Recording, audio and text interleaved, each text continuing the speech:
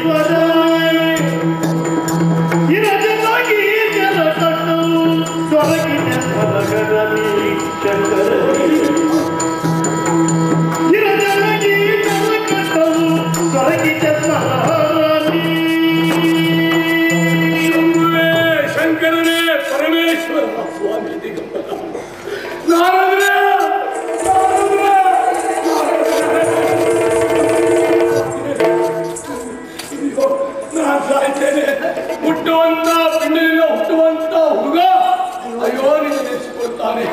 ಯೋನಿಜರಿಂದ ಮರಣ ಇಲ್ಲ ಎನ್ನುವಂತ ವರ ಪಡೆದವು ನಾನು. ಹೀಗೆ ಪಿಂಡದಿಂದ ಹುಟ್ಟಿದಂತ ಅಯೋನಿಜನಿಂದ ನನ್ನ ಪಾಲಿಗೆ ಸಾವು ಬರ್ತದೆ ಅಂತ ಆದ ನನ್ನ ವರ ಹುಟ್ಟಿಯಾದ ಹಾಗಲ್ವೋ ಸ್ವಾಮಿ ನಾರದ್ರೆ ನಿನ್ನ ಕಾಲ ನಾನು ಸಾಯಬಾರ್ದು. ಈಗ ಕೈಯೆಲ್ಲ ಸಾಮಾನು ತಿಳ್ಕೊಳ್ತೇನೆ. ನಾನು ಹೀಗೆಲ್ಲ ಸಾಯಬಾರ್ದು ಸ್ವಾಮಿ. ಏನಾದ್ರು ಏಳು ಕಾಲದಲ್ಲಿ ನಿಹಿತರ ಪಾಲ ಸ್ವಾಮಿ ಏಳು ಬರಲಲ್ಲಿ ನಿಹಿತರ ಪಾಲ ತಾಳು ಧೈರ್ಯವ ಪಂಚತಿರಯ್ಯ ತಾಳು ಧೈರ್ಯವ ಪಂಚತಿರಯ್ಯ ಏಳು ಬಲದಲ್ಲಿ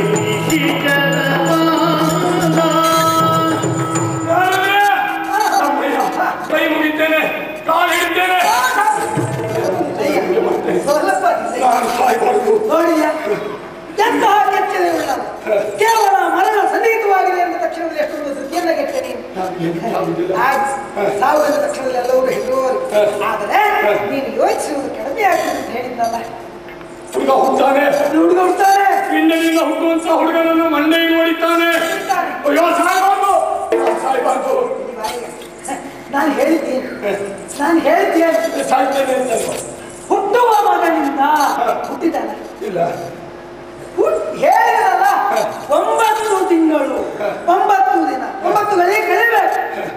ಈಗ ಕಲ್ಲನೆಲ್ಲ ಹುಟ್ಟನ್ನು ಕಲ್ಲುದೇನೋ ನೋಡೋದೇನು ಆಮೇಲೆ ಅದಕ್ಕೆ ಯೋಚಿಸಬೇಕು, ಪರಿಹಾರ ಮಾರ್ಗವನ್ನ ಶೋಧಿಸಬೇಕಿಲ್ಲ.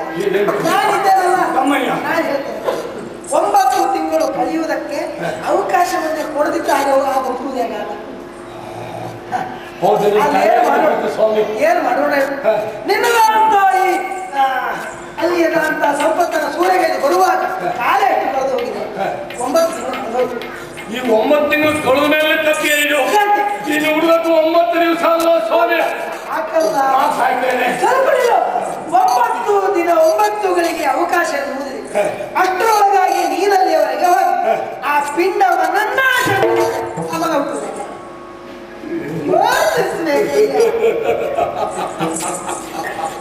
ಅಲ್ಲಿಗೆ ಪರಿಹಾರ. ಹೌದು ಸ್ವಾಮಿ, ಆವತ್ತೇ ಹೇಳ್ತೀನಿ ನಿಮಗೆ ನಾವು ಸ್ವಲ್ಪ ರಕ್ತದ ಒತ್ತಡ ಉಂಟು ಅಂತ.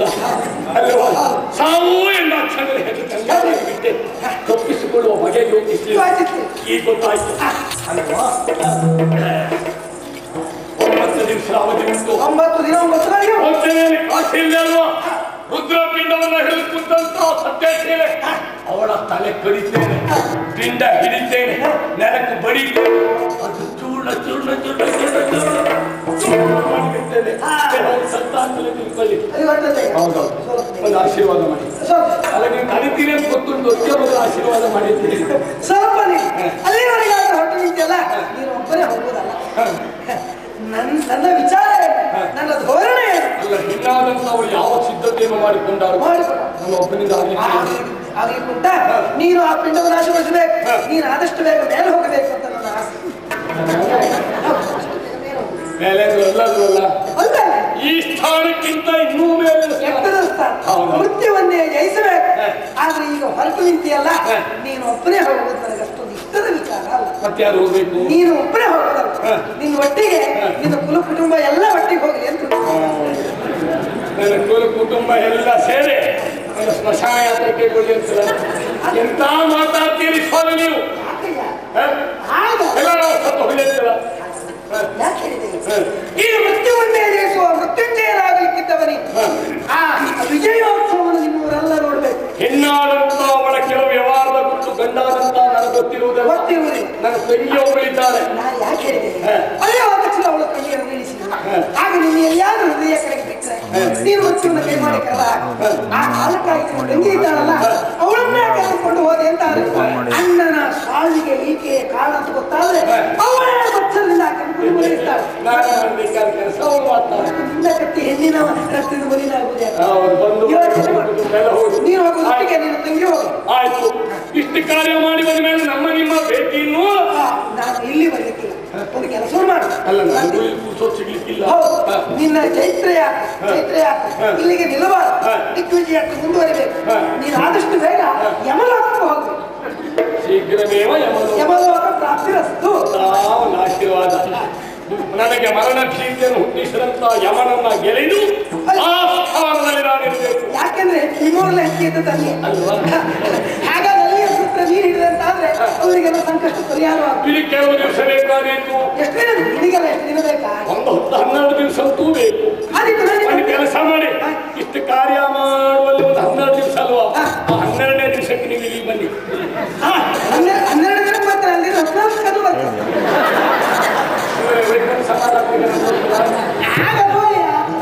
ಒಂದೆರಡು ದಿನದಲ್ಲಿ ಹಿಂದೆ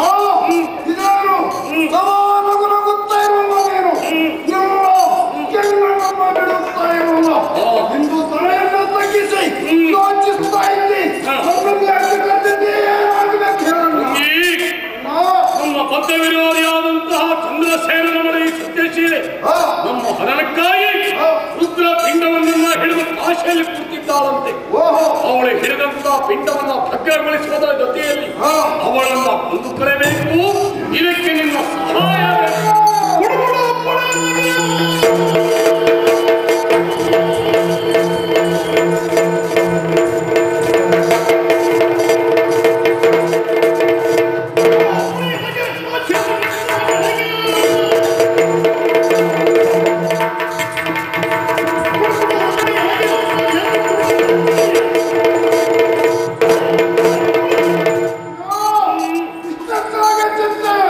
ಚಿಂತೆ ಎಲ್ಲ